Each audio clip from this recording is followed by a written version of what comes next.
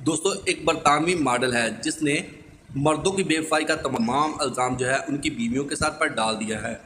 जैसे ही ये बयान सोशल मीडिया पर अपलोड किया गया तो सोशल मीडिया पर एक हंगामा बर्पा हो गया।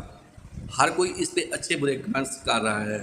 मॉडल का कहना था कि मर्द जब भी बेवफाई करता है तो उसमें कहीं ना कहीं उसकी बीवी का हाथ ज़रूर होता है। वो जब भी थका हारा घर में आता है तो बीवी उसको 100 टेंशनें देती है, तरह तरह की बातें करती है। इससे वो तंग आकर बहर की तरफ रुख करता है। हाँ ये कर लो पहले। डेली स्टार के मुताबिक 25 साल की एक बरतानवी मॉडल है जिसका नाम है बोनी ब्लू। उसने एक औरतों के मतलब बयान दिया है कि औरतें जब शादीशुदा हो जाती हैं तो उनको बिल्कुल भी पता नहीं होता कि उनकी शोहरों को क्या पसंद है क्या नहीं पसंद।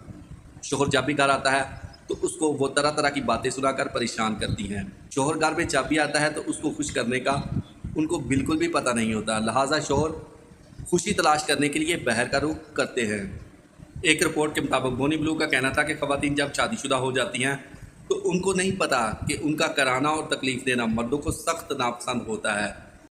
ये भगवान क्या जुल्म है। लेकिन इसके बावजूद भी वो मर्दों को टेंशन, परेशानी और गम देती रहती हैं।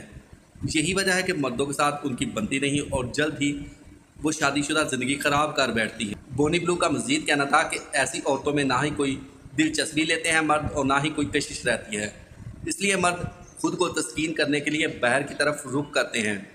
चुनाचे मर्द खुश रहने के लिए बहर की तरफ रुख करता है और खुश रहने का कोई ना कोई तरीका ढूंढ लेता है। बोनी ब्लू का मज़ीद कहना था कि जब औरतें बुढ़ापे में चली जाती हैं, अज़वाजी ज़िंदगी में मुब्तला होती हैं, मैं बहुत ही कम प्यार करना शुरू कर देती हैं और रोमांटिक भी कम होती है।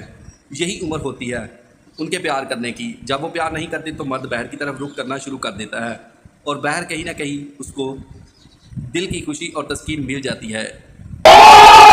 दोस्तों वीडियो आपको कैसी लगी? वीडियो अगर अच्छी लगी है तो वीडियो को लाइक करें, कमेंट सेक्शन में जाकर अपनी राय का इज़हार ज़रूर करें। मिलते हैं कि नई वीडियो के साथ, तब तक के लिए दोस्तों अल्लाह हाफिज़।